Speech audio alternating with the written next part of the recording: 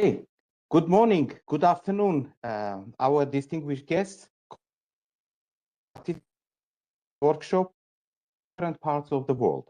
I would like to welcome you to our MCR 2030 series next webinar on advancing urban resilience in Asia and Pacific region through integrated planning, data innovation, and finance. My name is Armen Rostomyan. I'm Senior Program Specialist at the Asian Institute of Technology Regional Resource Center for Asia and Pacific, and I will moderate this webinar and the discussions of this webinar. This webinar is going to focus, and the purpose of this webinar is to strengthen capacities of local governments to effectively integrate multi-hazard resilience planning, digital transformation, and financing into their urban development processes. Before I go ahead and introduce our distinguished speakers, I would like to briefly share with you our housekeeping rules. The first rule is that please be informed that this webinar is recorded, and recorded version will be available for later viewing through AIT RRCAP, AP Plat, and our partners' website. The webinar is it's a joint webinar organized by Asian Institute of Technology Regional Resource Center for Asia Pacific, United Nations Office for Disaster Risk Reduction, and Local Governments for Sustainability, ICLEI, under financial support of Ministry of Environment, Government of Japan. With this in mind, I also want to mention that during the presentations, please kindly use the Q&A function of the WebEx. It is, if you look at the low right corner of your screen, there are these three dots. If you click them and go to the Q&A section and post your questions, we will redirect your questions to our speakers when we'll have two Q&A question and answer sessions. So all your questions will be, the one you put will be addressed to the relevant speakers of the webinar. I also want to inform you that I will do a brief introduction of our speakers, but you can find their more detailed biographies in the chat function. So if you click on the chat, our colleagues from AIT RRCP, they will provide you more detailed information and biographies of our distinguished speakers. Last but not least, I have a request to you that at the end of the webinar, we'll share with you QR code for the online evaluation, and I'll request you to spend 2 minutes to kindly fill the questionnaire form that will help us to ensure quality and make better planning for our upcoming events. With this in mind, I would like to thank you again and welcome you again for being part of this event. And I would like to invite Dr. Gilberto Borognan, Director of Asian Institute of Technology Regional Resource Center for Asia Pacific, to open the webinar and deliver a short welcome speech. Dr. Borognan, the floor is yours. Thank you very much, Armen. Mr. Taiko Kono, Assistant Director, Climate Change Adaptation Office, the Global Environment Bureau, the Ministry of Environment, Japan. Ladies and gentlemen, colleagues, Sawadee Krap from Thailand. A pleasant afternoon to everyone.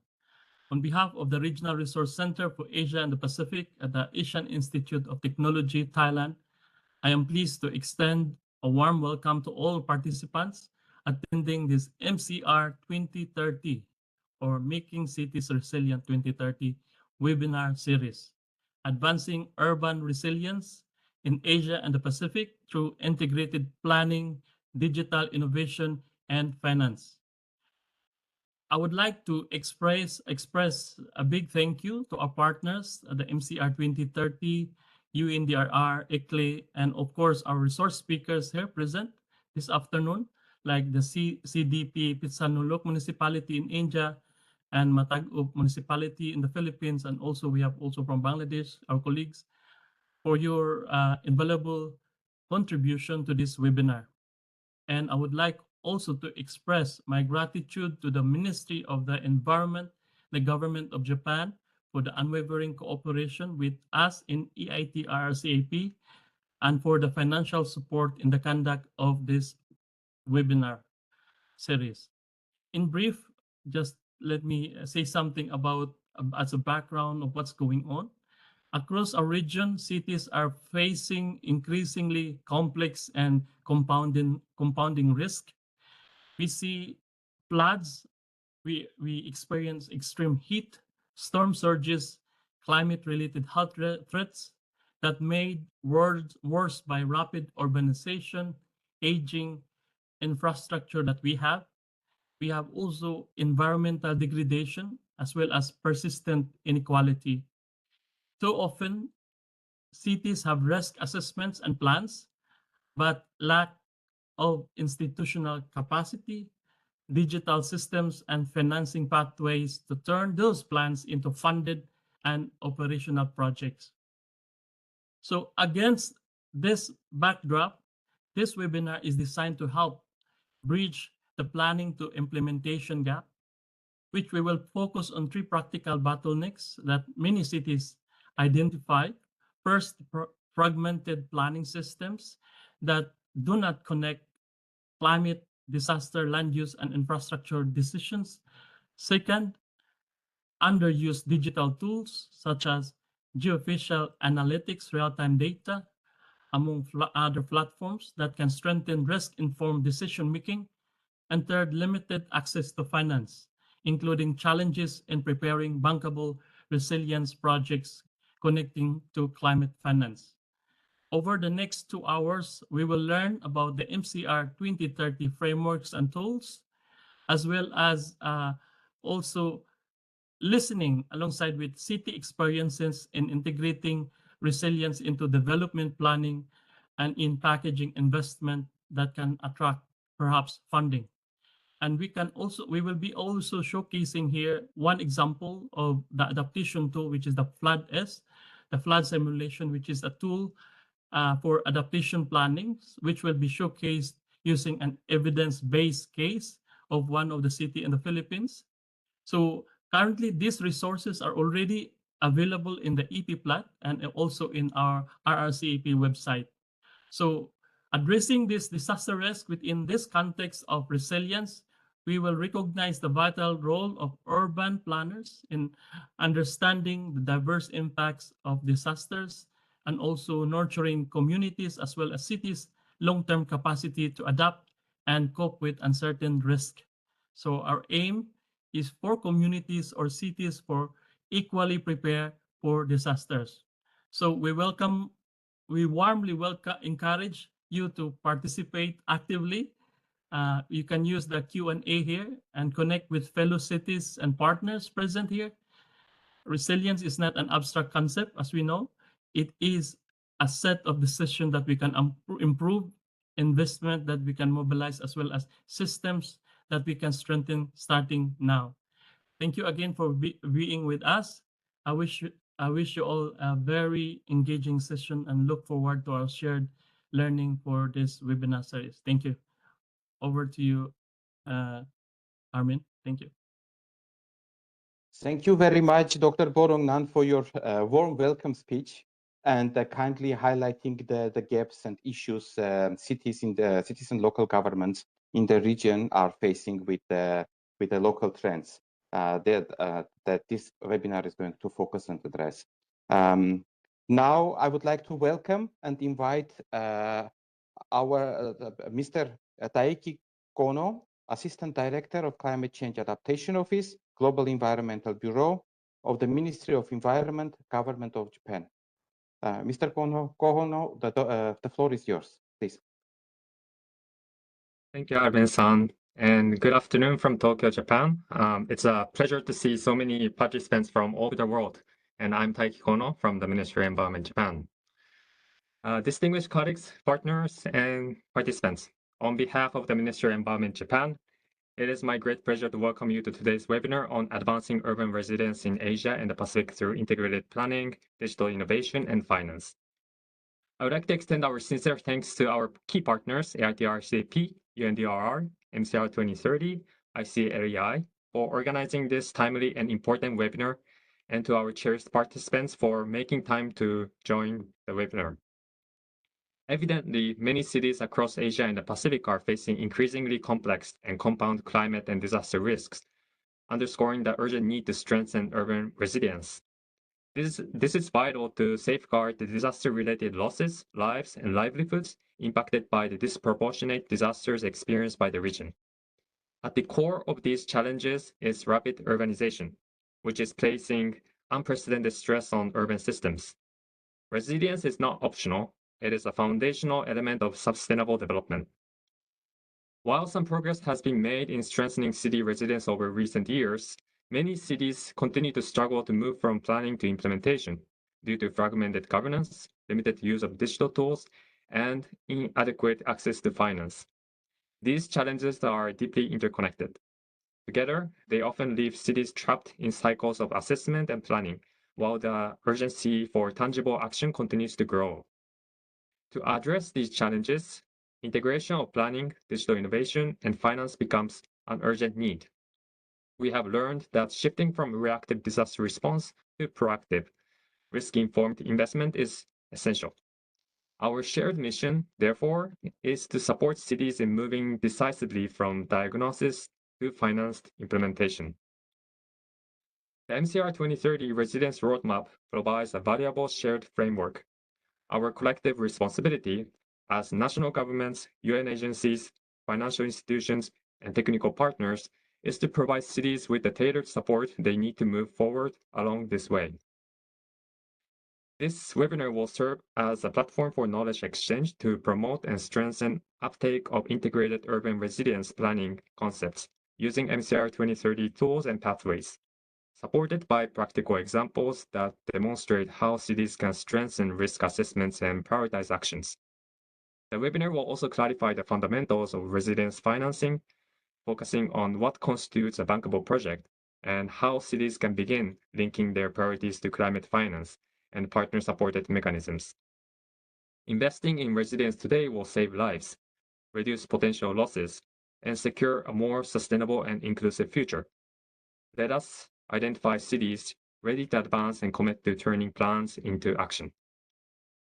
So thank you for being here and for contributing your time to this important webinar. I encourage everyone to participate actively, share ideas openly, and connect with each other to translate discussion into meaningful action. By working together, we can transform current challenges into pathways for a more resilient and sustainable future. Thank you once again, and I look forward to an engaging and fruitful discussion. Thank you very much, Mr. Kono. And I would like to pick up the point that you highlighted in your speech, the driving core the driving cause of all these challenges this webinar is going to address, which is rapid urbanization. That's most of the cities and local government as of now still face the issues of fragmented governance, underutilized digital tools, and weak access to the finance. I'm looking forward for our next speakers to address and provide more in detail information, evidence-based information at the regional, global, and field level, cities level information, what best practices they use, and what lessons they learn in addressing these issues at all these three levels. With this in mind, I would like to invite our next speaker, Mr. Sunisa Ho. Sunisa is an associate program management officer at the United Nations Office for Disaster Risk Reduction Asian Pacific Regional Office. She's also a focal point of MCR 2030 Asian Pacific in the Asian Pacific region. She has 7 years tenure at UNDP. Also, she supported the climate finance program under SDGs finance team. Her experience also contributes to capacity building initiatives in community resilience and public health in emergencies at the Asian Disaster Preparedness Center. Mrs. Ho's experience in disaster risk reduction, urban and community resilience. She holds first-class honor degree in political science in public administration from Thammasat University, Thailand, and she also has a Master of Art in Business Administration from Malmö University, Sweden. Ms. Sunisa Ho, the floor is yours. Welcome. Thank you very much, Armin, and good afternoon from Bangkok. So let me share my screen. please bear with me a little bit because I'm not really like use WebEx much. I'm not sure like you see the presenter view or the full screen. The presenter view. Now it's better. Yes. Presenter view, right? Okay. Now it's okay. Okay now? Okay, sure. So thank you very much for your time. That many of you might heard about MCR, and my question, what is that? What is the MCR is? Before going that, let me start with this. Okay, hold on, it's not moving. Okay, is my screen sharing? It's sharing, right? Because I use two screen. I cannot see which one is on screen. It's okay, yes, right? It's okay. Yeah. Please go ahead. Okay, thank you. So let me start with this one. That this, I don't know. It's kind of like bad joke that when we're looking at the corporation, let me Hello, start this Sunisa. way. Can you change your please. screen? Yeah, you're sharing the wrong one. Yeah. It's not sharing. It sharing the wrong one. Okay. Yes, yeah. Change your. Is it good? Now, yes, yeah. Now good. Thank you. Now good. Okay, now all good now. Okay, so when we're talking about disaster, when we're talking about challenge that we have and why we are trying to work on the global framework, SDG, Sendai, New Urban Agenda, Paris Agreement, but it's showing that whatever challenge like pandemic, like climate, like conflict or economic now, they have a better cooperation than we are. So why we are living in this world of uncertainty that I don't need to put that, well, like whatever we have now, like now it's a lot of conflict around the world, the gold price rising, and whatever the challenge that we have, it's uncertain world.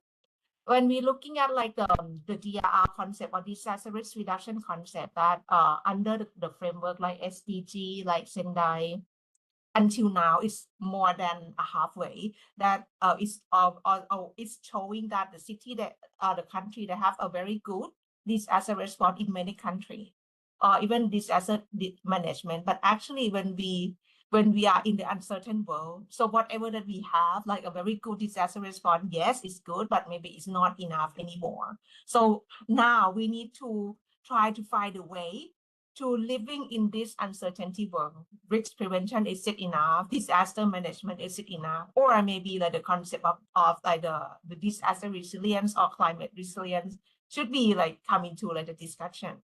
So when we're talking about a global framework on the disaster risk reduction aspect, so everyone like will go into the same way, which is the Sendai framework for disaster risk reduction. Just a little bit caption for you is a framework that adopted in like 2015 that focusing on trying to reduce the number of dead people, the number of like economic loss and loss in like life and livelihood or infrastructure or even economy. So where we are now, we are in 2025, and this framework is going to be in the next 5 years. So we have the midterm review of Sendai framework in 2023, last 2 years. It's showing that some of them that have a very good progress. For example, target A that focusing on the reduced number of dead people. It's in green, right? We're doing a good job. Even like the national and local strategy, we're also doing a good job. But then with the uncertainty world, with the new challenge that coming in, so you can see that the numbers of affected people, the disaster, like the economic loss, or even like the damage to critical infrastructure due to the disaster, still under the red dot, means that we still have a lot of work to do, even though like, we have like just only 5 years left. So how or where we are, and we understand that in order to build to implement those global framework, the most important point is that the implementation of the local level. The better that the local level or the more efficient that we are doing, that we are working together, but the better it's reflect to those global framework. So to do that, to build the resilience at local level, is it one single agency work? No, it's not. Why? Because the city consists of the system of system. Building the resilience to the city, you need to work on system of system. So you might question what I'm talking about. So let me put in this way. So in one city, you have different system, for example, healthcare, transportation, public safety, ecosystem. And one system, when it fails, so it can link, it can make other system fail. You let's think about like the COVID time that the public health fail, system fail. So you see in many countries, even like in Thailand, we close the country and it's our economy like affect a lot. So when we build the resilience to the city, means that we need to bring a lot of systems, we need to bring multi-stakeholder together to work together. So doing that, like on the concept of the resilient city, on the concept of building resilience for the urban, UNDRR, we have one of the initiatives that called Making City Resilience 2030.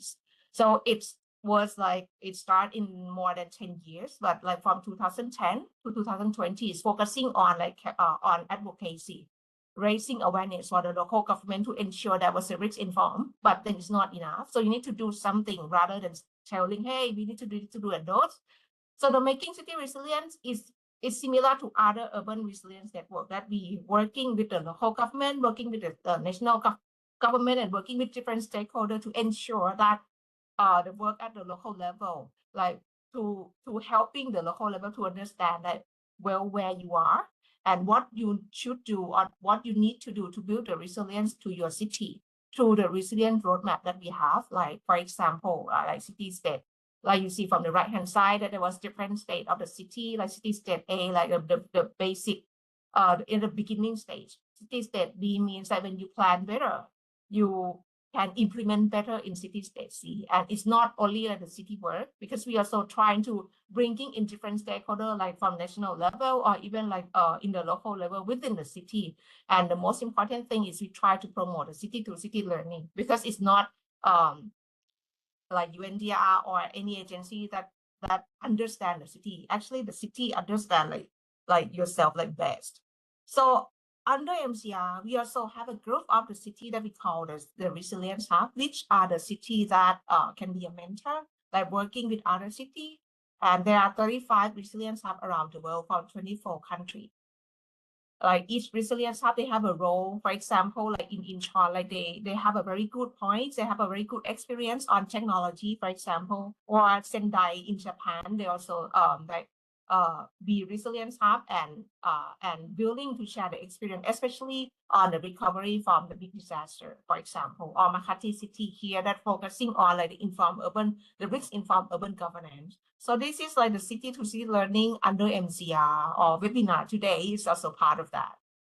Okay, let's coming back on where we are now. The resilience from the previous slide that I mentioned to build the resilient city. So what to do? It's very similar to when we working on the disaster risk reduction. It's the same cycle that you need to like understand. You need to organizing, preparing for disaster risk reduction. You need to understand like what makes you become the resilient city. So when you understand that, there is also like a tools under MCR that I'm going to walk you through, but very brief because I only have like 15 minutes.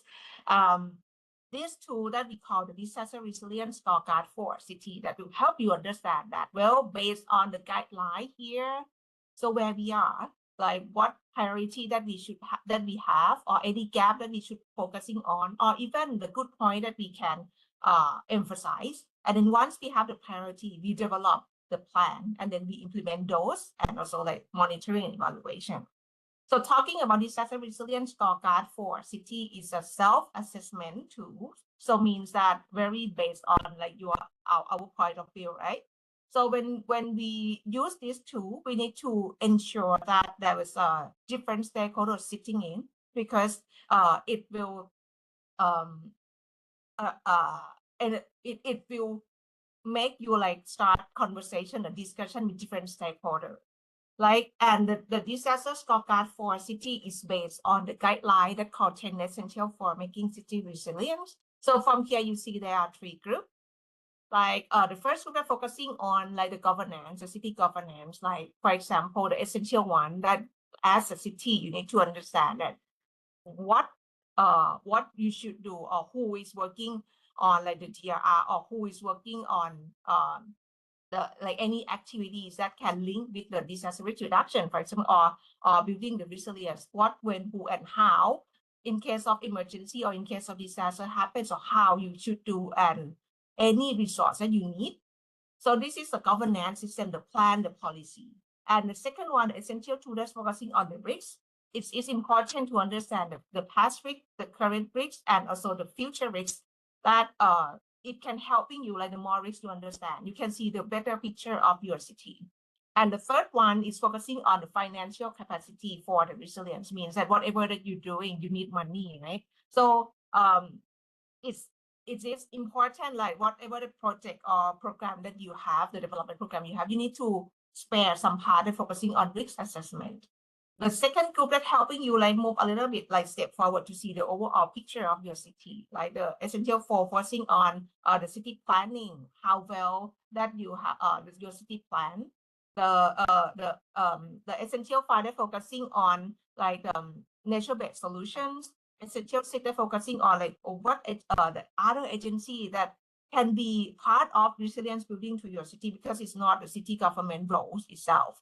And the people at risk group under Essential 7, they need to understand the resilience concept. It's not just waiting for the assistance from the government, for example, and the resilient infrastructure under Resilient 8.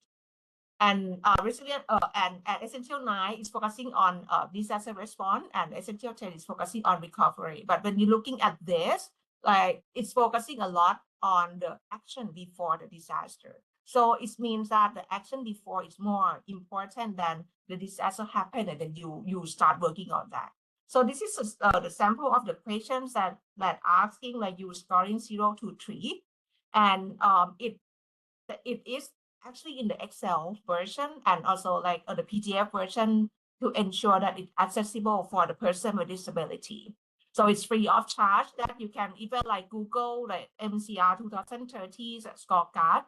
You can just download and use that. And so how it looks like when you finish like your self-assessment and discussion. So this is how it looks based on those 10 essentials. So it will show like this, and telling you that, for example, under Essential 1, that focusing on the governance, your city doing well. But when you're looking at E3, you see the gap between the blue and the gray area. So it means that this can be the parity for your the DR planning or for your resilience planning that you can maybe like develop in the future. Or it can be like one of your priority area. Or even Essential 7, that focusing on the resilience, like organizing resilient, like other agencies that need to understand that you may want to build capacity for them, for example. So who and how to use the scorecard? First of all, you need to do as a workshop. It cannot complete individually, because it's based a lot on the discussion. And also like you need to ensure that the system that you need to bring different stakeholders to sit together to ensure that it's more engagement and more commitment, like from those, and especially from the mayor or the local government leader, because they can make a decision and make whatever the action point happen in the future. And when to use scorecard.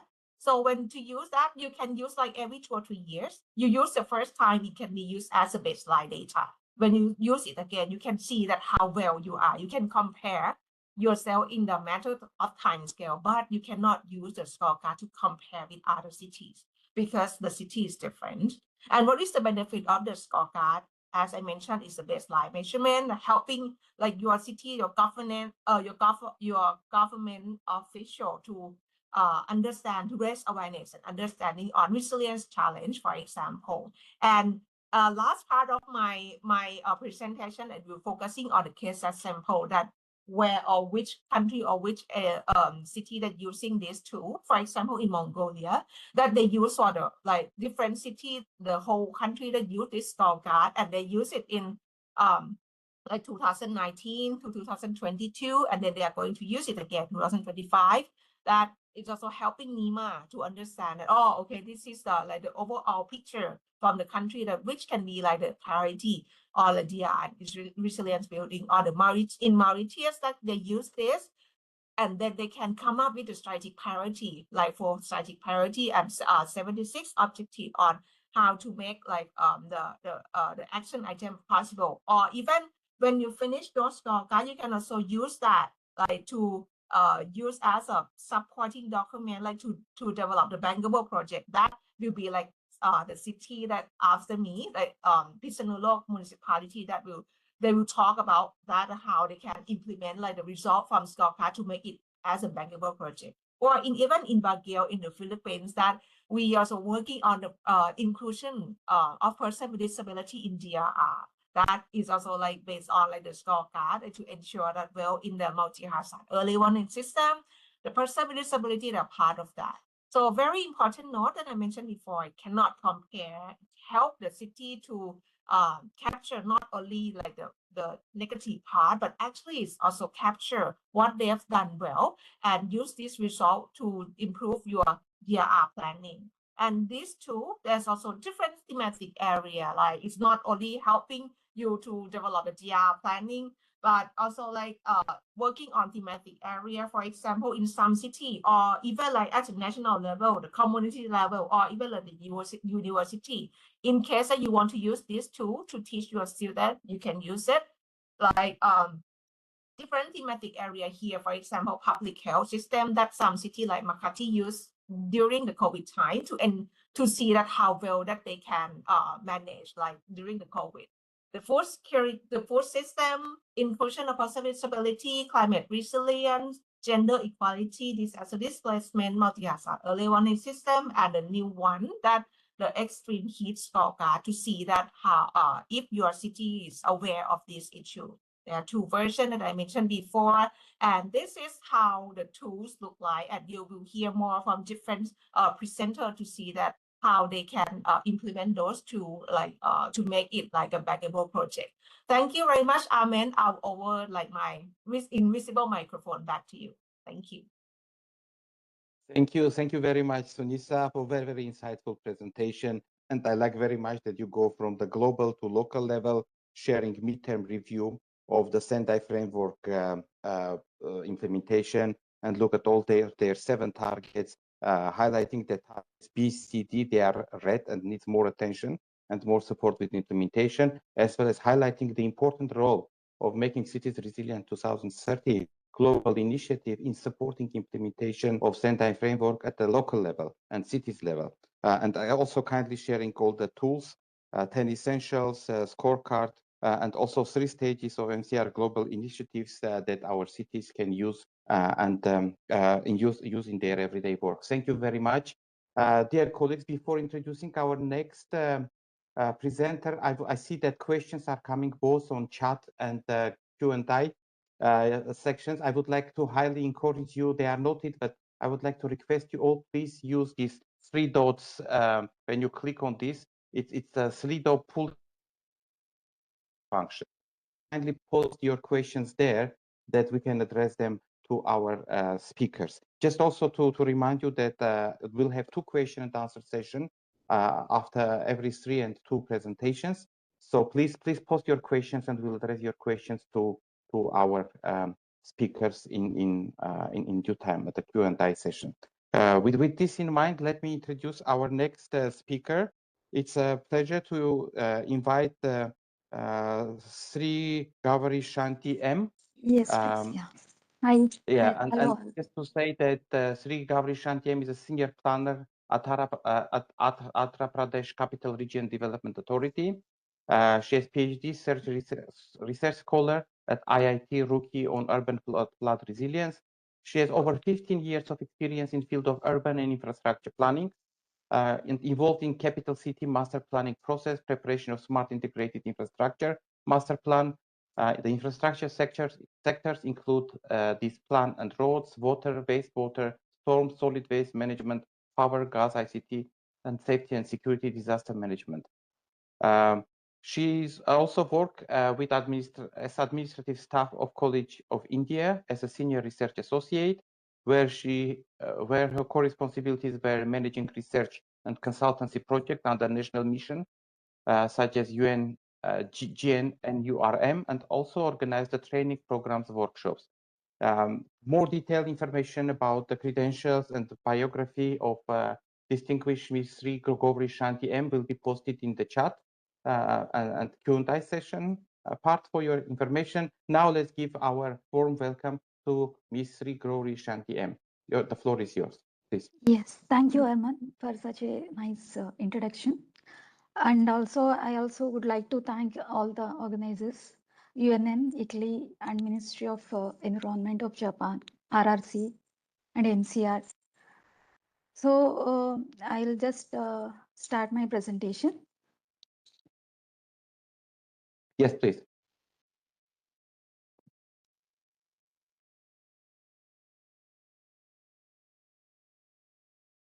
It is actually a very nice platform, as I have received some of the inputs from my earlier speakers. Dr. Kono told that the resilience is the foundation for urban planning. He is very well taken. As in the field of urban planning, the greenfield city, in the concept of making a greenfield city, it is also very important so that the resilience can be incorporated in the planning aspects also much more efficiently than the brownfield city. And also, I would like to thank Mr. Susino. She has given a lot of inputs on the disaster scoreboard, which we are right now into it. And I'll just want to start this case study on Amravati. So the resilience at Amravati is a greenfield city. So we have the resilience planning from the start of the planning concepts. So the presentation briefly covers the location, regional and city master plan details and the topography details. Then the green norms integrated in the building bylaws of the city. Then the city is having already in the master plan, we have proposed 30% of green and blue area as per the master plan allocation. And we have good practices on the ground as a part of the construction of the city. And also the flood works are on the way. Along with the institutional framework, with the draft institutional framework, which has to be finalized. So we are also doing the multi-hazard risk assessment for disaster risk reduction at Amravati. So coming to the location, Amravati is located in India, the southern part of India, in Andhra Pradesh state. And also it is located in the Gunturu and Krishna districts of Andhra Pradesh state, which are very close to the coastal area. The state itself having longest coastal along this eastern part of the state. So it is the city is these districts are basically falling in the vulnerable to the floods, cyclones, seismic, and as per the state Ministry of Finance, Ministry of Forest and Climate Change, it is already declared the most vulnerable to the floods, cyclones, and seismic zone. And how we have to cope up with this, and this is this reason, as you can see the regional map here, where the Amravati is located centrally, and it is well connected to the all major cities like Hyderabad and Chennai on the southern side, and the north side Hyderabad we have Vizag and all these cities. Coming to the capital city master plan and regional plan, we have three types here: the regional plan and the capital city master plan, and then the Amravati government complex.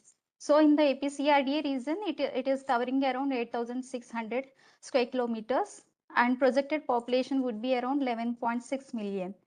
Presently, it is most of the nature of this region is semi-urban, and urban nine municipalities are, and along with municipal corporations are located within this region.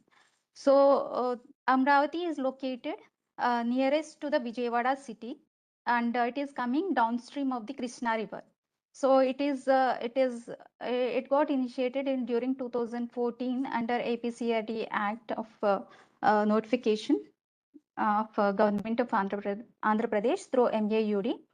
And so the 217 square kilometers of this Amravati city is basically consists of 25 revenue villages, and most of it is in the greenfield part. And so it is like starting from the scratch, we have to develop the city. And the estimated population is about 3.5 million population. Then coming to the Amravati government complex area, which is located, this is the part of Amravati city, which has a major importance of its administrative capital. All the administrative buildings will be located within the city, including High Court Assembly and other major housing for the government and all the sectors. So this is brief about the master plan. And coming to the topography, when the city is basically on the downstream of Krishna River and very close to Vijayawada, and also flood prominent because of the Vagu that is located within the city, that is Kondaviti Vagu, and also because of the river which is adjacent 21 kilometers of stretch of the river is all along the Amravati city that falls, and that you can see here. And also we have this entire catchment of Kondaviti Vagu is 417 square kilometers. So we have certain proposals at Amravati, like this city is getting inundated during last, and we have a major flood have got experienced during 2024 September, where most of the Vijayawada city got inundated, the brownfield city, which is located upstream of the Krishna River. Whereas in Amravati greenfield city, the extent of this flood impact is not much because of the already establishment of this Undavelli pumping station at northeast corner, which is the lowest point of the city. So we have 16 pumps already running over here. So the inundation is because of the Vagu, and the Vagu is flowing from the southwest to the northeast, and the slope is also like that for this city. So what are the green norms we have been incorporating as per the building bylaws in Amravati is proposing for the rooftop solar for all the major buildings which are institutions and commercial establishments, and also the residential, all the bigger residential establishments above 50,000 square meters. And also we are incorporating green building norms like IGBC rating, and also we have platinum rating for certain buildings proposing, and tree plantation in open spaces of Amravati. Like we have already allocated 30% of area within Amravati for green and blue network, as we can see in the earlier map, and that is the like along the Vagu and also along the river we have green patches. Most of the green network also been proposed along the major arterial roads and also the trunk infrastructure. This we are also proposing for on-site processing of waste, including CNT, and energy saving light fixtures being proposed already. There are some LED lights along the existing flood bank are already functioning. So, and those are incorporated under Smart City mission of Government of India. Then the rainwater harvesting for all the structures is being proposed as per the environmental clearance and NGT conditions, and dual pumping system also being proposed. This is as per the infrastructure master plan, as we have prepared for all the 9 teams, that is water, wastewater, and like sewer, water, wastewater reuse and solid waste, and all other sectors like power. All these we have been incorporated and prepared smart integrated infrastructure master plan for the entire city, including roads, transportation, and disaster aspects. So where we have proposed dual pumping system for all the major networks, and also the LPS, that is land pooling scheme, where the returnable plots given to the farmers. So the topsoil preservation for all the works are being taken care by the empaneled these contractors who are doing work on the ground. The external lighting also being taken care other than the solid waste management. So coming to the green and blue network of Amravati, as you can see here, there is around 40 kilometers of existing blue network running across the city. That is the Kondaviti Vagu that is running from the northeast corner to the south, and the contour leveling is from the south to the northeast. And then we have the Sakamuru reservoir. We have 3 reservoirs proposed within the city for flood mitigation works, and those are Pinamaka, Sakamuru, and Neerukonda reservoirs. The biggest one is the Neerukonda. So we have other reservoirs. In the phase 2, we have other reservoirs proposed in Vaikuntapuram Barrage and Lam and also Pedaparni. These 3 reservoirs will be going to come in the phase 2 aspects. So we till 2035 we have these 3 reservoirs will be functioning, and already the groundwork has been started. The excavating the existing Kondiveti Vagu and Palavagu, deepening and widening with earthen works, and also the reservoirs excavation is also underway.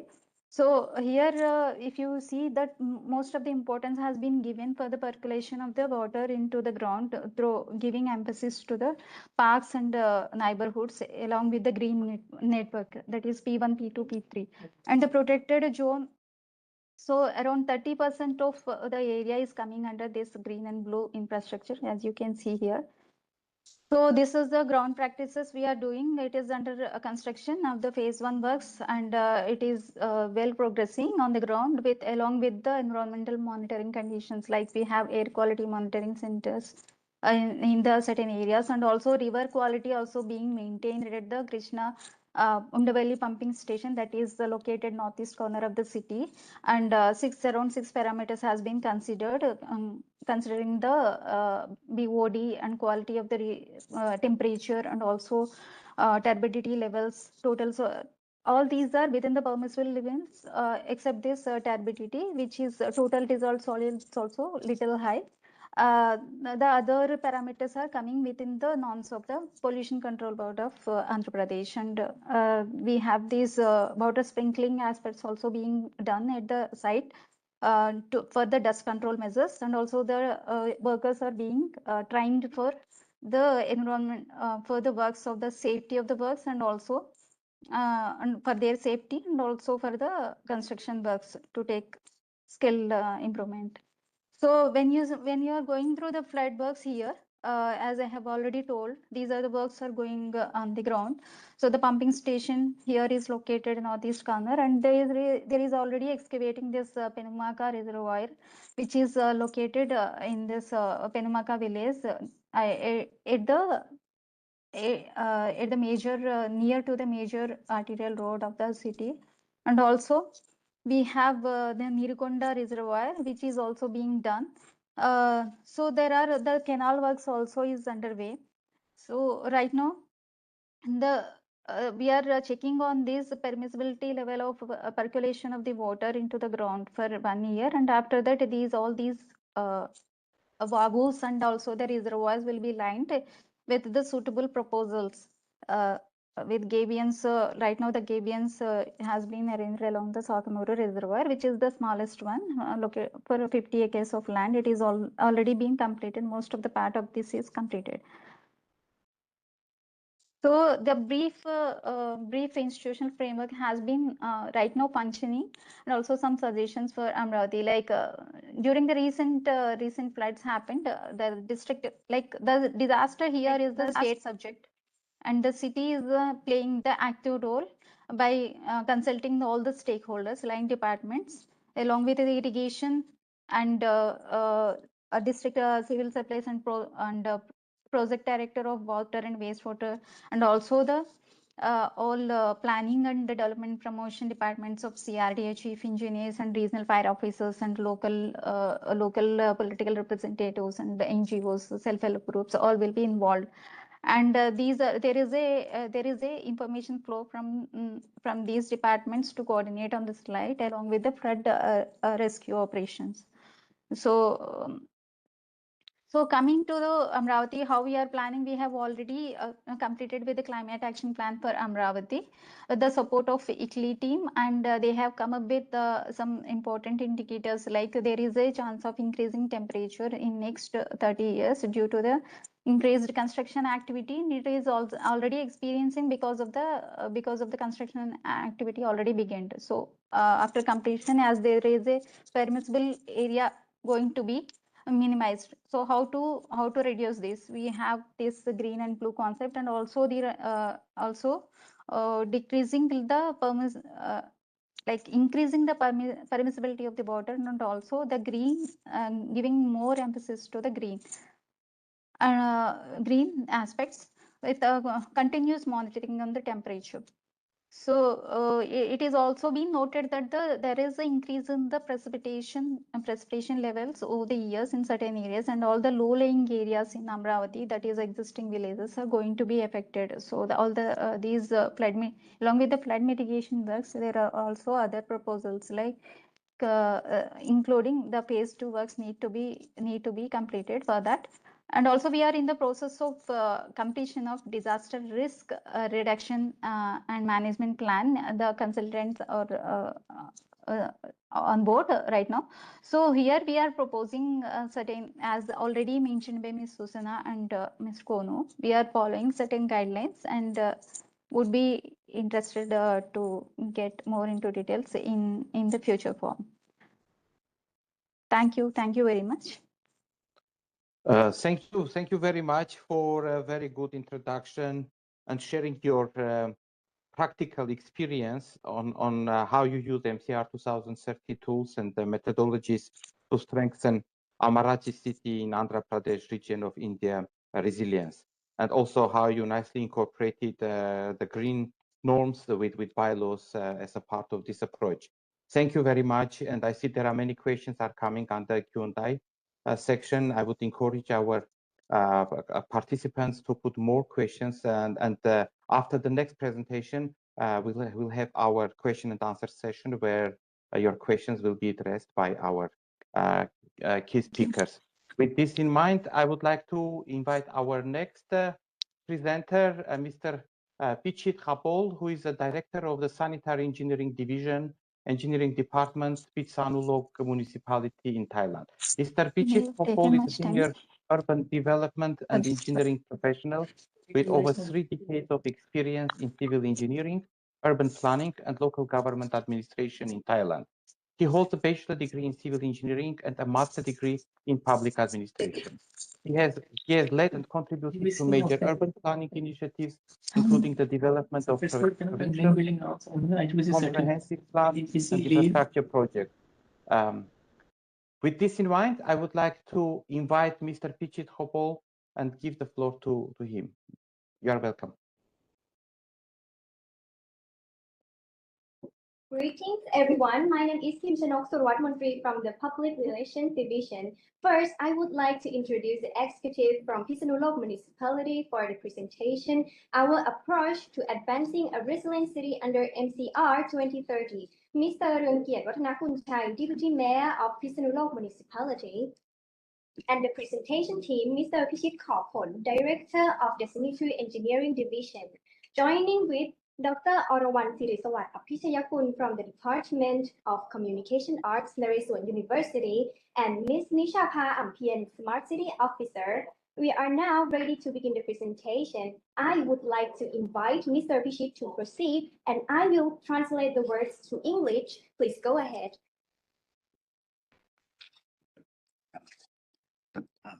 Good afternoon, evening. My name is Pichit Kapol. จากสถานการณ์สภาวะอากาศมีอากาศนะครับสภาวะโลกร้อนนะครับทำให้อากาศในพื้นที่ของภูมิภาคนี้แปรปรวนนะครับเกิดสภาพอากาศที่รุนแรงขึ้นปริมาณน้ำฝนที่ตกในพื้นที่จังหวัดพิษณุโลกและจังหวัดข้างเคียงเนี่ยมีปริมาณฝนตกที่340มิลลิเมตรต่อวันครับซึ่งทำให้ปีนี้ปี2525เนี่ยเกิดปริมาณฝนตกหนักมากนะครับแล้วก็จนเกิดเหตุการณ์น้ำท่วมในพื้นที่ของลุ่มน้ำแม่น้ำของน่านนะครับแล้วก็แม่น้ำยมนะครับสภาพอากาศสถานการณ์นี้ทำให้เกิดปริมาณเกิดจากฝนตกของสภาวะพายุโซนร้อนนะครับส่งผลให้เกิดความท้าทายในการที่จะอย่างมากในการจัดการน้ำนะครับในพื้นที่ท้องถิ่นนะครับเหตุการณ์สำคัญนี้ทำให้เกิดจากพายุนางฟ้าครับแล้วก็พายุโซนร้อนของบัวลอยเป็นต้นนะครับผมครับ Climate change and global warming have intensified weather variability, including increasingly heavy rainfall, approximately 300 millimeters per day, affecting Pitsanulok province in 2025, as well as overflow events along the Nan and Yom river basins. These conditions have been compounded by the impact of tropical storms, resulting in significant challenges for local water management. Notable storm events include Tropical Storm Nong Pha and Tropical Storm Buoloi, among others. เทศบาลนครใช้เทศบาลนครพิโลกนะครับใช้สภาวะในการติดตามสถานการณ์ต่างๆอย่างใกล้ชิดนะครับด้วยการดำเนินการของมีการแต่งตั้งคำสั่งของคณะกรรมการของระดับจังหวัดนะครับในการติดตามสถานการณ์วิเคราะห์และประเมินสถานการณ์น้ำท่วมพายุแล้วก็ดินถล่มนะครับมีการติดตามปริมาณน้ำฝนจากสถานีวัดต่างๆนะครับในรูปแบบของมีการติดตามความเข้มของปริมาณน้ำฝนมีการติดตามระดับน้ำในแม่น้ำนะครับอย่างต่อเนื่องนะไม่ว่าจากทางเว็บไซต์ของกรมอุตุนิยมวิทยานะครับแอปพลิเคชันไทยวอเตอร์แปนนะครับแล้วก็เว็บไซต์แอปพลิเคชันของดินวีเวอร์ในต่างประเทศนะครับผมครับโดยประสานข้อมูลต่างๆกับในระดับของแม่น้ำลำคลองต่างๆนะครับแล้วก็อ่างเก็บน้ำที่มีอยู่ในพื้นที่จากศูนย์ปฏิบัติการอัจฉริยะของกรมชลประทานอย่างต่อเนื่องนะครับแล้วก็ใช้บูรณาการข้อมูลด้วยกันนะครับเพื่อการสนับสนุนในการตัดสินใจในการวางแผนการจัดการน้ำในพื้นที่ของเราอย่างเท่าทันแล้วก็มีประสิทธิภาพครับ Phitsanulok municipality has closely monitored these developments in compliance with directives from the provincial task force on monitoring, analysis, and assessment floods, storms, and landslides, continuous monitoring of rainfall, weather patterns, station-based rainfall intensity, and river water levels has been conducted via official website and the Thai water application and rain viewer in coordination with discharge data from rivers, canals, and reservoirs provided by the Royal Irrigation Department Smart Water Operations Center to support timely and effective flood risk management and disaster prevention. All right, next is my turn. As you know, right, making city resilience cannot happen by working individually. So today, we are working and presenting as a team. All right, next slide. Phitsanulok, no, the previous one. Phitsanulok municipality in collaboration with Naresuan University has advanced the Making City Resilience initiative to strengthen our capacity for disaster prevention, risk reductions, and rapid recovery from natural hazards and climate change. Our goal is to build a safe, sustainable city supported by strong governance and shared understanding among all stakeholders. Together with Naresuan University, UNDRR, the SECRA project under Erasmus Plus program, and the TNDR network, we organized 2 MCR workshops using the scorecard methodology, engaging participants from civil society, government, the private sector, and local communities. Next slide. Recognizing the importance of urban resilience, Phitsanulok municipality has taken proactive steps to integrate these efforts into our formal development plan. What were once temporary project-based activities are now supported by permanent working groups and continuous coordination. Through ongoing meetings and consultations, we identified strong alignment between the MCR framework and the Strong City concept. These mechanisms now guide our infrastructure planning and budget allocation, helping us move towards a truly resilient city that delivers real benefits to our citizens and communities. As a result, the municipality has actively engaged in collaborative efforts supported by UNDRR Naresuan University, the Office of the National Economics and Social Development Council, or NESDC, the Asian Development Bank, or ADB, and Land Process Company. This collaboration culminated in the successful completion of the first phase of the Strong City Development Project for Thailand, or we known as Strong City Program for Thailand, implemented across 5 pilot cities, including Phitsanulok municipality. The Subcommittee on Monitoring Program Implementation and Budget Expenditure of Water Resources Management has expressed strong interest in the project and convened meetings to further advance the Strong City approach toward practical implementation. The initiative has subsequently been proposed for consideration as a formal project by relevant governmental agencies such as the Department of Public Works and Town and Country Planning, the National Water Resources Office, the Royal Irrigation Department, and through provincial development budgets. Most recently, a proposal has been developed and submitted to the City Climate Finance Gap Fund on 16 January this year. So, Smart City Part, to strengthen urban resilience, Phitsanulok Municipality has planned the development of digital technology and innovation based on 3 core components, as you can see. One is the Smart City Operation Lab, where we serve the central hub for monitoring the situation, coordinating, and command, for make it faster to administrative decision making. Second is CDP platform, where we collect and organize all the city data to standard format and link the data to a variety of departments. And we have the management, water management, and other disaster management initiatives. Third is the GIS for disaster risk analysis. This will utilize data analyze float or any high risk points to relate it, and we will try to base on actual site condition. All these 3 components are currently on the procurement process for developing disaster response action plans, links data for real-time situation monitoring. This will ensure all the departments use the same operational guideline, clearly defined work process, coordinate communication during an emergency situation to minimize loss of life and property, reducing effects on economy, society, and environmental damage, and improve the quality of our citizens. ผมขอขอบคุณทุกท่านครับที่ได้ให้ความสนใจและสละเวลาในการรับฟังในวันนี้นะครับผมขอแสดงความขอบคุณอย่างจริงใจต่อ UNDRR ที่ให้โอกาสในการนำเสนอผลงานของเราต่อเครือข่ายนะครับรวมทั้งมหาลัยเมส่วนที่ให้การสนับสนุนอย่างแข็งขันและให้คำแนะนำอันมีค่าตลอดเวลาในการนำเสนอและการเดินทางในครั้งนี้นะครับทำให้เทศบาลนครพิษณุโลกเรามีความเข้มแข็งและขอบคุณอย่างสุดซึ้งต่อเทศบาลนครที่ให้โอกาสในการดำเนินงานนี้และให้การสนับสนุนอย่างต่อเนื่องในการพัฒนา making a city resilient เพื่อให้เกิดประโยชน์สูงสุดต่อประชาชนในพื้นที่ของเราครับ I would like to thank everyone for your kind attention and for taking the time to listen today.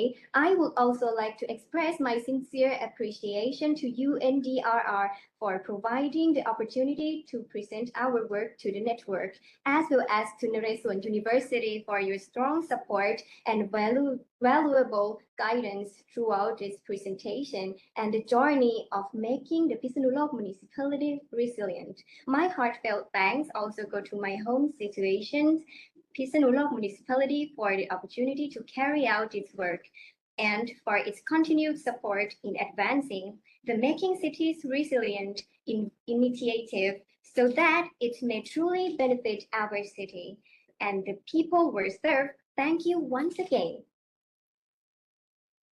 Thank you very much. Thank you very much for a very good presentation of Phitsanulok municipality team and kindly sharing your best practices. I specifically like the way you presented your smart city plan with 3 components on smart city operational laboratory, city data platform, and GIS system for disaster risk reduction. I also like very much and would like to highlight your very good collaboration with Naresuan University. I think that gives a very good example of a partnership between municipality, government, and local universities, and greater engaging all key stakeholders in strengthening municipalities and cities resilience. Thank you very much. With this, I would like to thank all our 3 participants again and open the first question and answer session, after which we will have another 2 presenters and another opportunity to ask questions to the next 2 speakers before we will close up the webinar. I would like to read some questions and invite our key speakers to answer to these questions. I think the first question we received is from Afghanistan. It was not in the question answer function, but under the chat. But still, I want to read it. Our colleagues from Afghanistan, they are mentioning that Afghanistan is a mountainous country and how climate change can be predicted, while climate change is not the same in all regions. So different regions have different climatic variables. So I wonder if any of our participants would like to answer these questions. So how climate change can be predicted, bearing in mind that different regions and different provinces of Afghanistan, they are located in different climatic zones. Please, who wants to answer? I can take these questions. Actually, like the data is one of the key point that it can helping you as a city or like a government official to understand that how the weather in your city is. The more data that you have, I mean, like in the detail, that can helping you to see the trend, and also to when you see the trend, you can also come back to see that how you can prepare for like the upcoming, like maybe like the weather that might maybe like it's hot or it's cold. And I think like one of the point that make the weather different is also the geography. Like maybe like some areas like the hill, maybe like hillside, or like the plain area, right? It also similar to the geography in Thailand, like in the north part. Even like in one province that in the very north part, that mountainous area, there when there's a flooding, is a flash flood. But in the lower area, is the flood is like continue. It's not a flash flood one. So I can say that because of the geography and because of the data, if you know the data like on within your area, it can help you better prepare. And as I mentioned, like when you know the data, when you have better prepare, you need to understand the risks that you have, so that you can make it like your city like be more like resilient and ready for like the challenge that coming in over. Thank you very much, Sunisa. Just to add on my side that it's very important to consider that each provinces, each local government, the city needs to consider all these different factors and base their resilience plans on earlier conducted resilience city municipality resilience assessment. And our colleague from UNDRR, Sunisa, presented one of the tools which you can use in the scorecard. You can use to have a good understanding and good assessment of your resilience and base your action plan of your municipality resilience based on the findings of these assessments. Thank you very much, Sunisa. Let's go to another question we have from Daniel Abod. He says, good morning to everyone from Daniel Abod, Abuja, Nigeria. Kindly make available the link. No, I think we will, how we can have the link to participants to access presentation. And my colleagues from AITRRCAP, they will put all presentations you can access via the link from AITRRCAP website under this relevant webinar within next few days. So you can access all these presentations, colleagues. I think that we have similar questions. Another questions from Imad. What policy mechanisms have proven most effective in ensuring that resilience considerations are embedded into all stages of urban planning, particularly the cities with fragmented institutional mandate? Okay, who would like to take this question? What policy mechanism has been proven most effective in ensuring that resilience considerations are embedded into all stages of urban planning, particularly in cities with fragmented institutional mandate?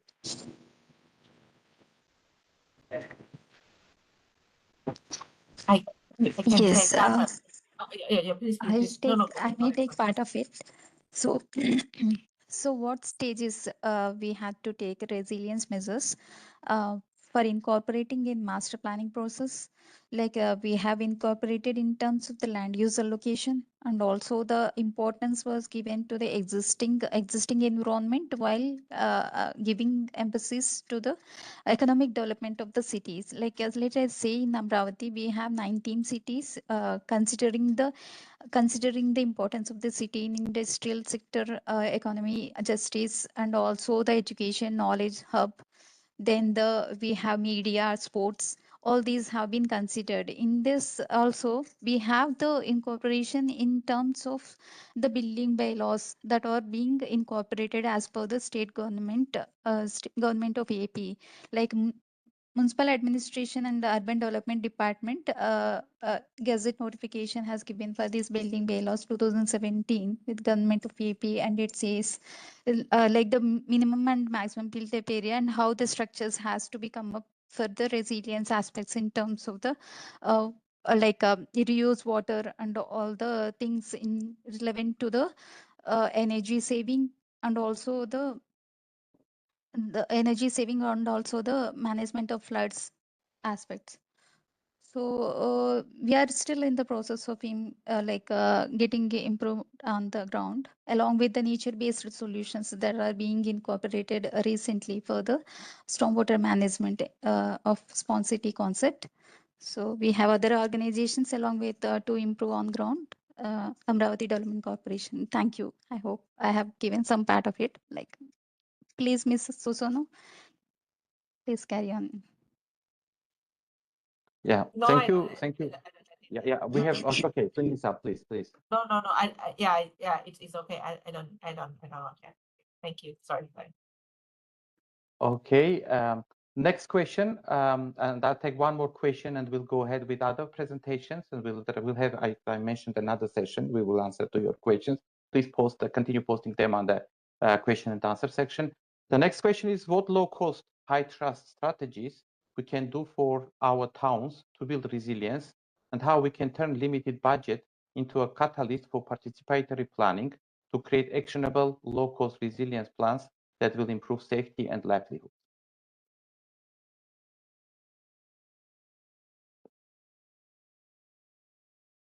Who wants to take the question? I'll read it again. What low-cost, high-trust strategies we can do for our towns to build resilience, and how we can turn limited budgets into a catalyst for participatory planning to create actionable, low-cost resilient plans that will improve safety and livelihoods.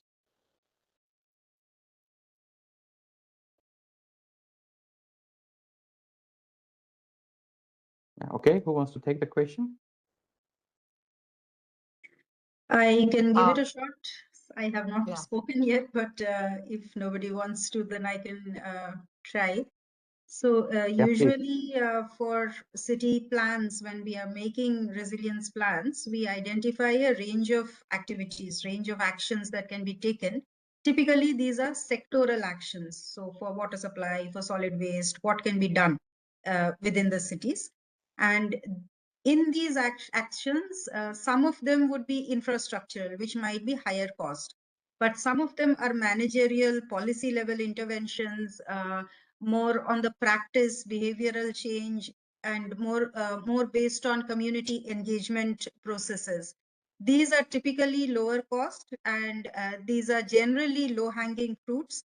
What you need to do is engage with the communities to a greater extent, engage with partners to a greater extent. So you will need to engage with, say, local NGOs, with local universities, so that you can work with them and get more benefits out of it. So what happens is that municipalities have a limited budget, but there are other organizations within the city itself who are working probably towards the same end. So there are NGOs who are working on resilience. There are NGOs who are working on community engagement processes. So those are the ones that you should be tapping into so that you can make the best out of the situation and have interventions which are low cost for you, but it will give the same amount of results. Thank you very much, Pedro Shruti. And I put just last question for very quick response before we go further. I think this is the last question we'll take. It says, my question is, it's Tasnia Hag.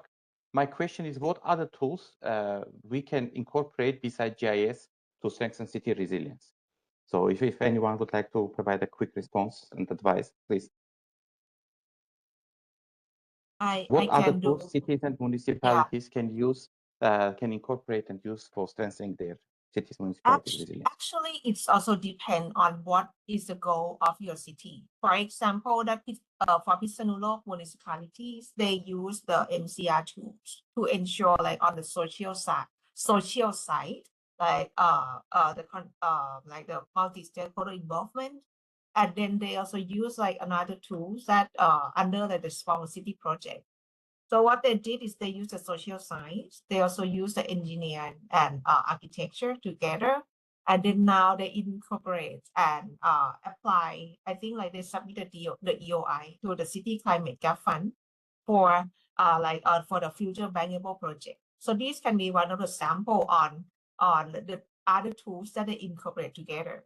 Or like maybe like the tools that Chuti will present like in the next one, that they're talking about the climate action plan. It's also another tools that you can use. So it also depends on the goal or like the priority of your cities.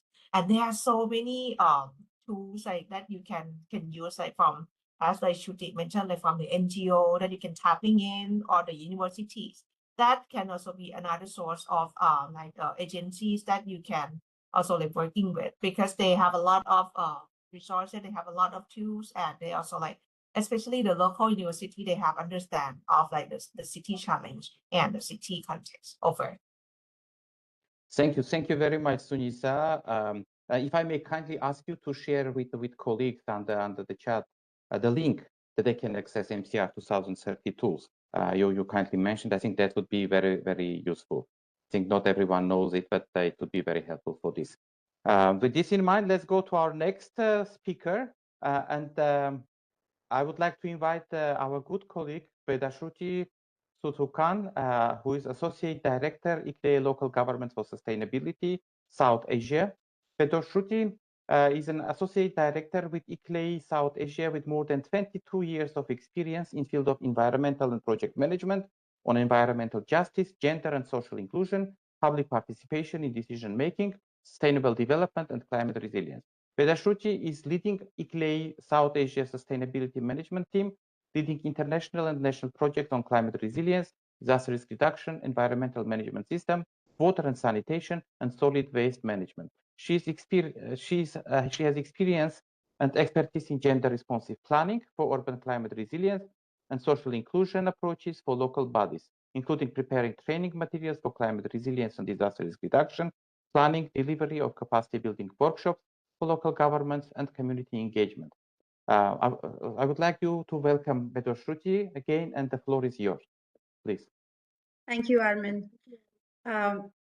I would actually, Armin has already introduced me and a bit of my organization as well.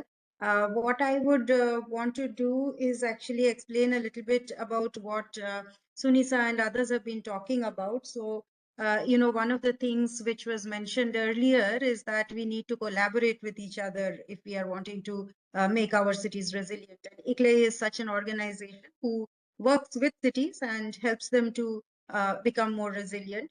My organization, if I can just introduce it in just 30 seconds, it's a network of municipalities, of municipal local governments. And what we do is we work in these 5 pathways. You can see them at the bottom: the circular development pathway, the zero emission development pathway, nature-based development, equitable development, and resilient development. So these are different paths in which we try to achieve our objective of sustainable urban development. That is our major goal. We have different offices all over the world, and we are active in almost 125 plus countries. We have a network of around 2,500 local governments and local and regional governments that we are working with currently. I am based in the South Asia office, which is based in Delhi, in India. In ICLEI South Asia, we are working with more than 70 local and regional governments, and we have different activities that we do. And how we work is that We do support research and advocacy. We have training, capacity building, knowledge management, but we also provide technical support. So we work with cities to prepare, say, resilience plans, disaster risk reduction plans. So we prepare them for cities, and we help them to develop plans that they can implement within their municipalities, and they can achieve sustainable development. So these are things that we kind of do, and we have also demonstration projects. So through our projects, we sometimes demonstrate small pilot projects that we do to show how it can work on ground, how resilience can work on ground, and these can be scaled up for further actions. I'm sorry, this is not moving very easily. Yeah, so the primary ways of support that we are providing, the different opportunities that I just wanted to highlight in today's session, is that we have training and capacity building, for which we develop modules. We have methodologies and tools, and this is some of the tools. Actually, somebody was asking before in the session before that what other tools we can use, and I will talk about a few tools that we have developed, and we can use these kind of tools as well, which are not GIS based completely, and which can be supported by GIS also, but it does not necessarily need a GIS mapping tool, which can be used in the cities which are not so technologically advanced, or which do not have the budget for, say, a GIS mapping tool. We do training delivery as well as impact monitoring. But one of our benefits, because we are a network of cities, is that we also can facilitate peer exchanges. And this is typically through different projects that we do, where we have peer exchange opportunities, where we bring together different cities. They can interact with each other, either regional exchanges or even international exchanges. We can facilitate that. But we also have smaller stakeholder consultations and community engagements, where we also facilitate knowledge exchanges and learning together and building the cities together. So this is something that is at the core of our work. Besides, like I said, we also provide technical assistance of baseline assessments, planning processes, pilot design implementation, as well as at the policy level, we do policy and strategy formulation, as well as advocacy support. So if I go into the training and capacity building, I will outline a few of the tools that I was mentioning.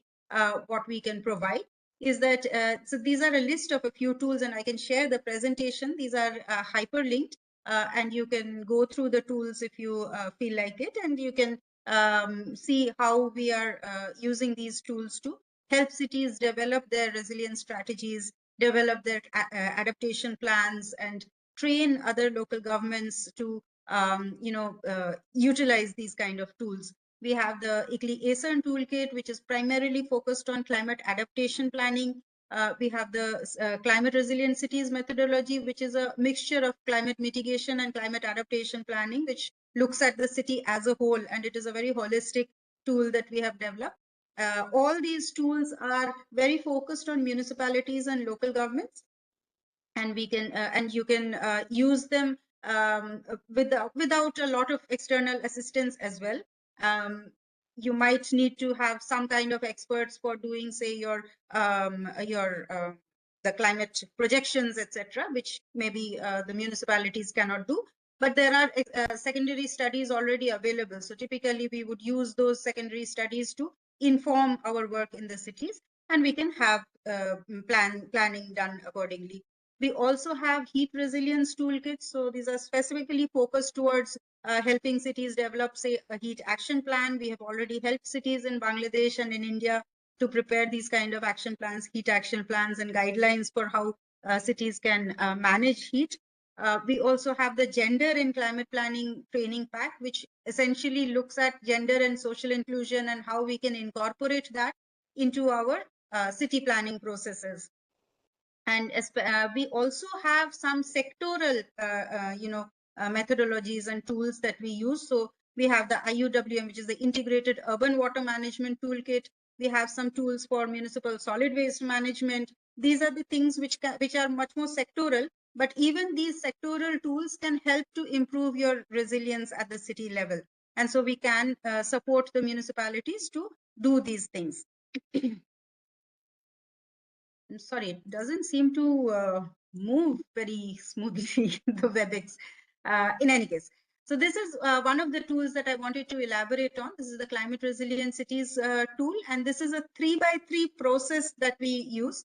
There are 3 basic steps of analyze, act, and accelerate. And if we go through these tools, all these tools have specific methodologies and small, very simple tables that you can fill up, and you can analyze what the situation is right now, what you want to achieve. So you set your own targets, and then you can also identify your interventions and understand what you want to do in different sectors, and then go on into detailing the projects and implementing the projects, as well as monitoring the projects. So there are 3 phases. The analyze phase is basically where you do a baseline assessment, and this is where you can also use the 10 essentials that Sunisa was talking about. Here you can understand where you are at. So whether you are ready to be resilient or not, you can actually understand that. You can also identify in this phase what are your fragile systems, which are the urban systems that you would want to focus on when you want to make a climate resilience plan. You would need to do a GHG emission inventory. So which are the sectors which are most GHG emitting sectors? So those kind of assessments you can do. And accordingly, once you do that, you also identify which areas and which population groups are more vulnerable. So that's your vulnerability assessment that you do. And it's a combination of these things which will help you identify the resilience interventions that you would want to implement in your city, which comes in the next phase of ACT. So here you identify your interventions, you prioritize them, you assign budget to them, and you implement them. And then you move on to the next phase of accelerate, where you monitor it. And every year, of course, you do not have a static plan. You will have to modify it year upon year because the situation will change every time you do an action and you actually try to adapt to climate and you try to mitigate some climate emissions. The situation will change, and therefore you will need to review these plans and then update it. So these are the things which comes into the accelerate phase. So this is a very, it's a simple but comprehensive tool, and you can modify it according to how you want to implement it in your city. You can make it, you can go deeper, you can do a light touch, and accordingly you can, it's a flexible tool that you can use to prepare your resilience plan. One of the training modules that I would want to particularly talk about here, because it is about disaster reduction, risk reduction. This training module is something that we are developing, particularly for municipalities focusing in India, Nepal, and Bangladesh.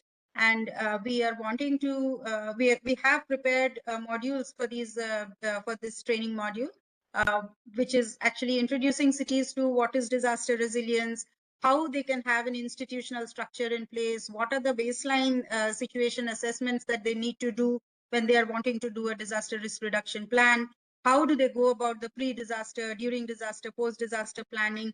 This has a very, very strong focus on the pre-disaster planning, actually, because we want cities to be prepared for their disasters. Most of the cities who face climate disasters or other natural disasters, they have processes in place already which are talking about what to do after a disaster happens. But what we want the cities to do is actually be prepared as to what you should be having in place so that your impact of the disasters is as minimum as possible. So that's where the focus should be on. And that's what we are trying to do in this training module as well. And we've also tried to identify some governance mechanisms so that, identifying who would be the key actors that you would need to engage with, how do you engage with them, how do you monitor, and so on. So this is not a linear process that we want to talk about, and there are different interlinkages, of course, between the different stages. But yeah, so this is something that we are developing, and we are providing this training also to a select group of municipalities in this year. I'm happy to share with other cities also information about this training programs. And if you feel so, these are webinars, and you can also attend these webinars. just some examples of what kind of workshops we do, what kind of trainings we do. We have trainings for government officials, but we also have training for communities. So the community trainings are much more hands-on, and you can actually have the communities go to different places and show them how to do the assessments and how to plan for their own communities. But we also have structured training, webinars, and group exercises and training workshops that we do for government officials. We also have a few interactive games, and these are interchangeable. Of course, we use it for both the communities as well as the government officials. And this kind of training delivery is something that ICLEI does regularly. Like I said, knowledge management and peer exchange events are organized on a regular basis under our projects. But I am happy to let you know if we can facilitate interactions between our network cities. I am very happy to facilitate that, and you can reach out to me. I'm sure you will be getting my email addresses, etc. So you can reach out to me if you want to engage with different cities within the ICLEI network, and we will be facilitating that. Like I said, some technical assistance work is also provided. So one of the work that Ma'am Gaurishanti Ma'am was mentioning about the work that was done in Amaravati in Andhra Pradesh, but similarly, we also provide strategic advisory support at the state level in India. So it's more or less at the above the local government level. But we also do city level assessments and plans and frameworks. But we also go down. So we go down to the ward level, and we neighborhood level planning also we can do. And these are things that we usually do. So these are the vulnerabilities. These are some examples actually just about what we have done already in Vijayawada city. This is one of the things where we've used the DRR tool, the MCR 10 Essentials, and this is the scoring that has been achieved for a city called Vijayawada in Andhra Pradesh. This is an assessment which was done in consultation with the municipality and with some other stakeholders also within the municipality. This is what Sunita was saying, that this is not a single person will not be able to do this entire exercise. It is very important to have a group of people talking to each other and, discussing the issues before you can come to assign a score for all these questions. It's very important to collaborate with different agencies when you're trying to do these tools. Yeah, and these are just some of the examples of pilots and neighborhood level work that we have done in different cities. We also have different community level interactions and community level assessments that we do. These form a part of our municipal plans also. And so it is not only that the local governments that we engage with, but we also engage with the community so that we have an inclusive angle to every plan that we make. We try to make it as inclusive and as gender sensitive as possible. So this is in a nutshell about what we can offer, and I'm very happy if you want to reach out to any of these trainings or webinars that you would like to attend. Please reach out to me, and we can facilitate that as well. Thank you very much. Thank you very much, Pedro Shruti, for kindly sharing the role, mandate, and approach ICLEI as one of the key partners of Making Cities Resilient Global Initiative use to support and strengthen local governments and municipalities' initiatives to strengthen their resilience. Thank you very much. Now it's a pleasure to introduce our last but not least speaker, Engineer Romer Nicole Cotejar, Local Disaster Risk Reduction Management Officer, Municipality of Mata Ob Leyte in Philippines. Engineer Romer Nicole Cotejar is the current Local Disaster Risk Reduction Management Officer of Mata Ob Leyte, a fourth-class municipality in the province of Leyte, Philippines. He is the person responsible for the current disaster preparedness status of the municipality. He started working with LGU since 2022, working from scratch. He initiated a collaborative formulation of the local disaster risk reduction and management plan of Mata Ob, followed by formulation of municipality contingency plan for typhoon and flooding. Other plans that he was able to produce were the local climate change action plan, evacuation management plan, and camp coordination camp management plan. With this, it's with pleasure I would like to give the floor to Engineer Romer Nicole Cotejar. The floor is yours. All right. Thank you very much. Armin. By the way, I would like to check if I am audible enough. Yes, we can hear and see you. So good afternoon, and thank you for the opportunity for Matagog Leyte Philippines to share our experience in using flood simulation tools. Amar have introduced me, by the way, so let's just move on. Nowadays, as flood risk increase, urban flood prevention requires not only structural measures, but also reliable risk information and effective decision-making tools. In this context, Matagog Leyte utilized FloodS, a flood hazard mapping and decision-making tool developed by Hitachi Corporation of Japan with support from the Ministry of Environment of Japan and provided through the Asian Institute of Technology Regional Research Center in the Asia Pacific. FloodS was integrated into our existing DRM processes to support pre-disaster preparedness, contingency planning, evacuation strategies, and responder coordination. This experience demonstrates how simulation technologies can help local governments translate scientific data into practical actions for flood prevention and resilience. Today, I will share key lessons from Matagog on applying flood simulation tools to strengthen urban flood prevention and advance the goals of MCR 2030. With that, let me begin by presenting the objectives of today's presentation. So our objectives for today's presentation are: number one is to explain how the municipality of Matagog used FloodS as a digital tool for pre-disaster preparedness, particularly for risk analysis, contingency planning, and anticipatory actions. Number two is to decide how FloodS simulation results were used during disaster response to support evacuation planning, identify priority areas, and guide operational decisions. And number three, discuss how FloodS generated data contributed to post-disaster damage assessment and long-term planning to strengthen local resilience. So,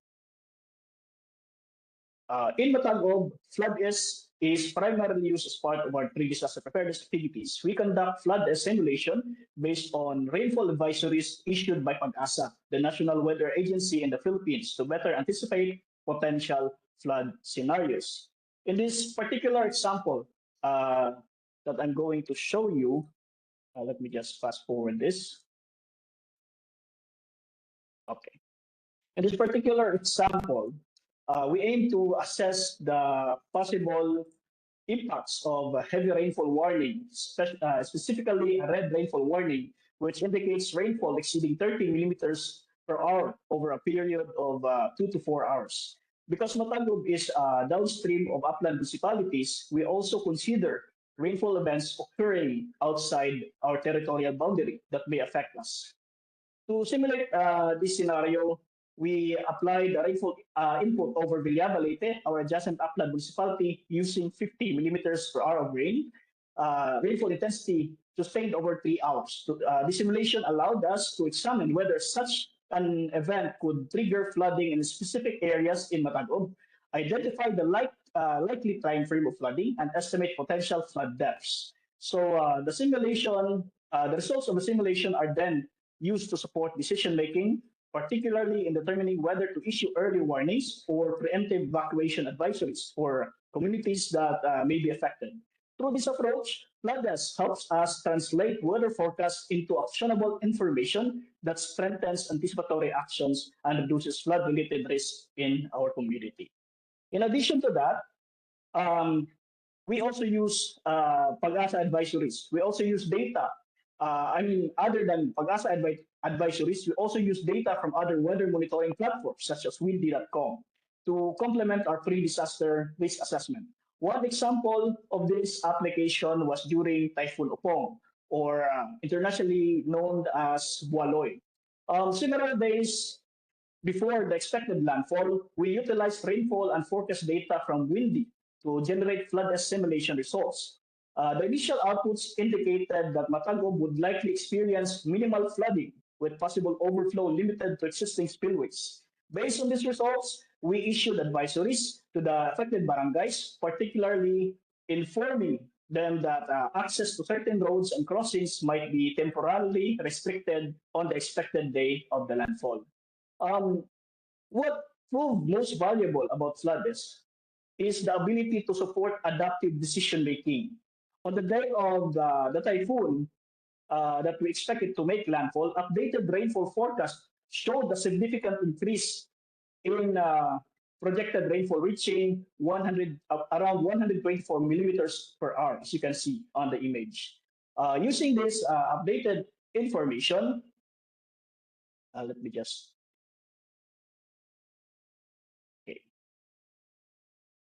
Okay.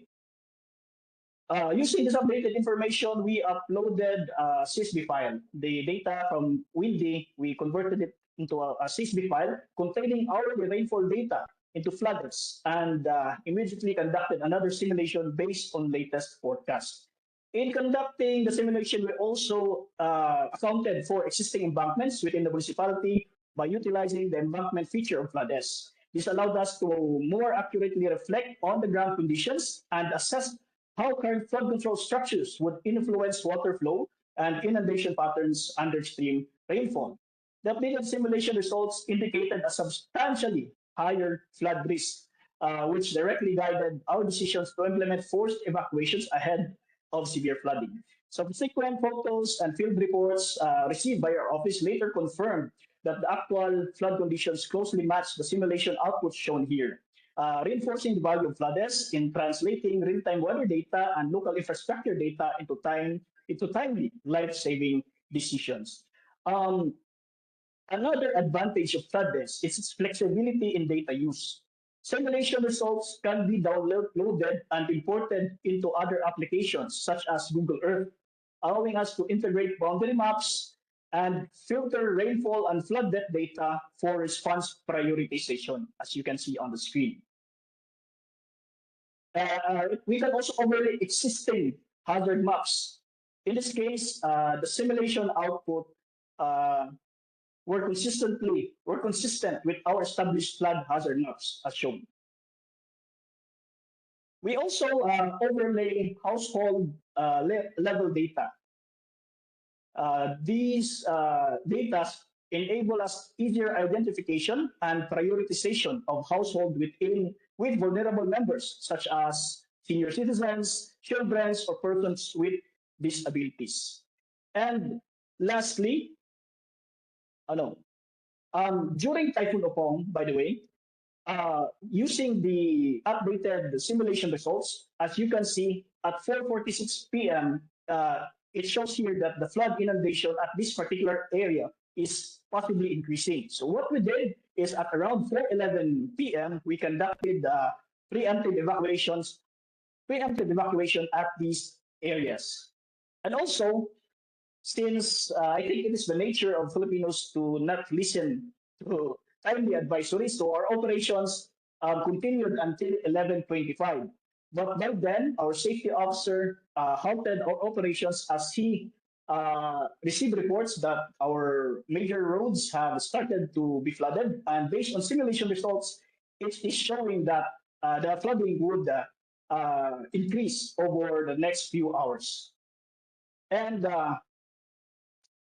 we just continued our operations the next day. As you can see in this photo, at around 6:40 a.m., based on the flood simulation, it is shown that the depth would possibly be around 0.97 meters. As you can see on the photo at the upper right, the water level is at waist level of the responders.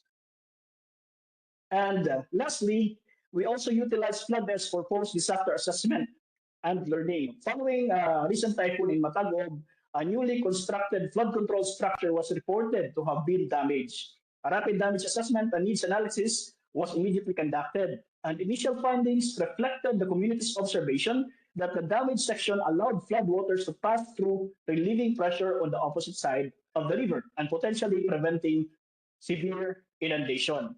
To validate this observation, we conducted flood simulation using a 30 millimeter per hour rainfall input, testing several scenarios. The first scenario, without an embankment at the portion of the river. This one, without that embankment. The simulation showed an inundation depth of approximately 1.22 meters at the identified testing point on the opposite riverbank. In the second scenario, where the embankment was intact, we assumed that this embankment is intact. inundation increased at around 1.36 meters. These results indicated that the embankment obstructed natural flow, causing backflow and higher water levels at the testing point. While the third scenario reflected the actual post-typhoon condition, this one, the damaged flood control. As shown in the previous photo, in this case, by the way, inundation level decreased compared to the intact embankment scenario, as the damaged section allowed water to pass through, reducing pressure and flood buildup. While the fourth scenario that we've done focuses on adaptation planning. We tested a configuration with a one-side embankment in Barangay Cansuso, which is located around here, and one-side embankment in Mansalip, which is located around here, and a two-side embankment in Barangay Riverside, all with an embankment height of 6 meters. These simulation results showed no flooding at the testing point, indicating potential long-term risk reduction benefits. However, it is important to emphasize that flood simulations are not intended to be the sole basis for flood control design. Instead, they serve as a complementary decision support tool that helps validate observations, compare scenarios, and inform engineering studies and infrastructure planning. So I hope I was able to deliver our objectives for this afternoon's presentation. So thank you, Armin, and thank you to the organizers for having me here. And good afternoon, everyone. Thank you very much, Ramirez Nicole Cotejar, for your insightful presentation and sharing with us your experience of using Google Earth floods and to use to apply flood simulations technologies to strengthen urban flooding prevention, as well as your experience with conducting post-disaster assessments. Thank you very much. It was very interesting. I would now open the second floor for questions and answers. We'll take a few questions you posted. After that, we will close the webinar. I will ask our colleague from AITRRP to nicely summarize and close the event. And I will ask you also to spend 2 minutes of your time to complete online evaluation form. Now I would request all speakers to open your videos and we'll ask questions, and I would be grateful if you answer to the questions our participants posted on the question and answer session. One of the question is what is the role of local government? What is the role of local population in making cities resilient? Global campaign. Who wants to take the question?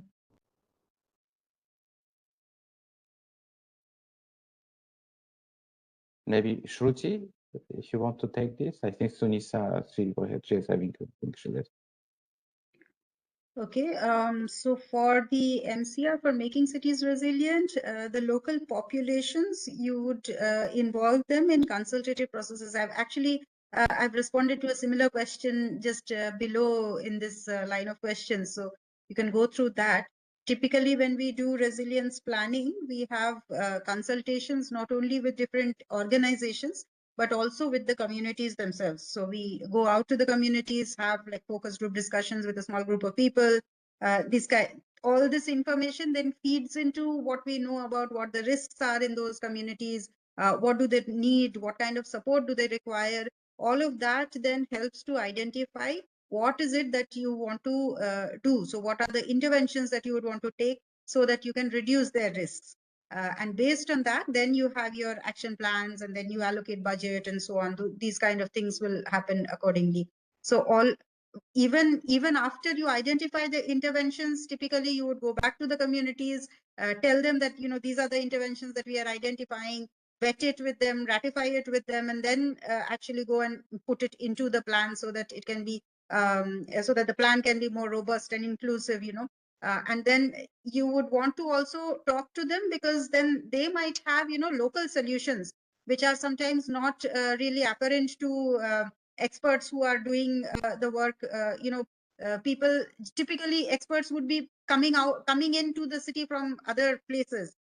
They may not be from the city themselves, but there might be local solutions and traditional knowledge that is there within the communities. Those kind of things will come out only when there is consultation with the community. So that's where your strength will lie when you are wanting to do a action plan or you're wanting to do a DRR plan for the city. That's the strength that comes out when you have these consultations. Thank you. Thank you very much. Next question is from Uganda. It's Mountain Elgon in eastern Uganda experiences recurrent landslides every heavy rainy season, affecting thousands of people annually. How can Uganda realistically handle this problem?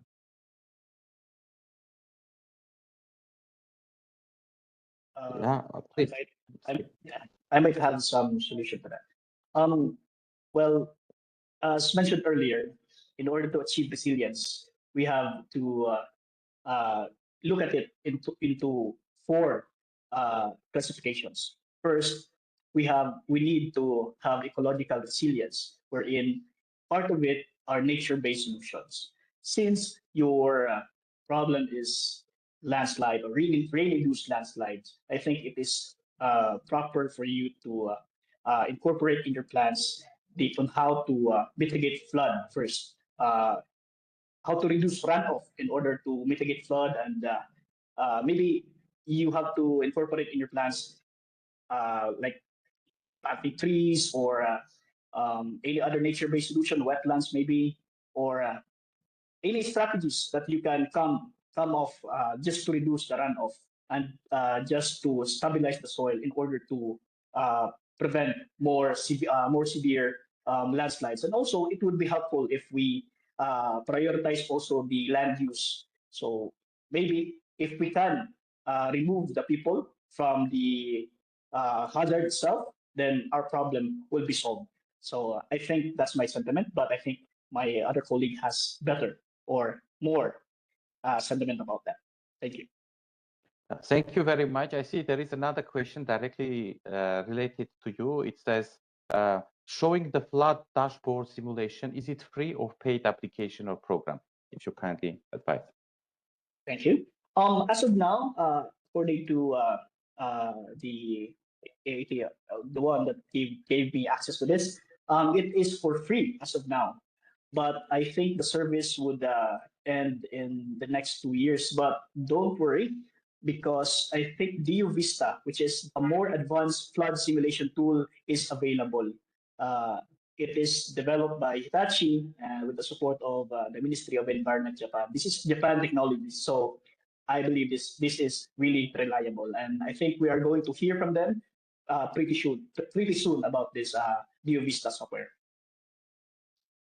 Thank you very much. I think there was an earlier question on if these MCR tools and the tools presented by ICLE, the participants can use without receiving a previous preliminary approval. Maybe, Professor Shruti, you will advise on this. If all these tools can be used by participants without requesting So approval. a lot of these tools are actually free of cost, and a lot of these tools are actually free of cost, and they are available online freely. Some of them you might require a little bit of assistance, to go through the tools and to understand how it can be applied. But most of them are designed so that municipalities can use it by themselves without a lot of help. I mean, we are happy if you want to use it, please feel free to use it.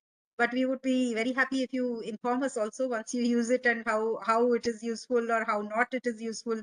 A little bit of feedback would be very useful for us to modify them.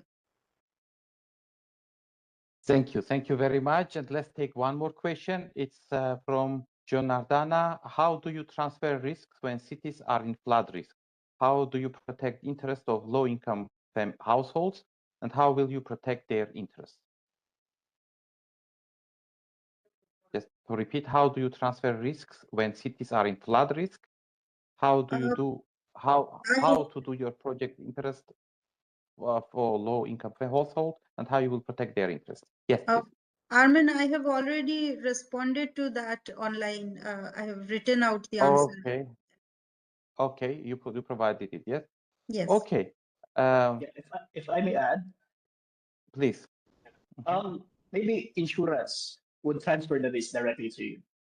Get insurance for your resources for your personnel, your establishment, and if any catastrophic event will happen, then the burden is not on you or your organization, but to the insurance provider. Okay, thank you very much. And now I would like to invite our good colleague Kuno, who is the head of climate change cluster of AIT RRCAP, to summarize and close the webinar. And in the meanwhile, I will still request our participants to use this time to use the evaluation form QR code to provide your valuable feedback. Thank you. Solomon, the floor is yours.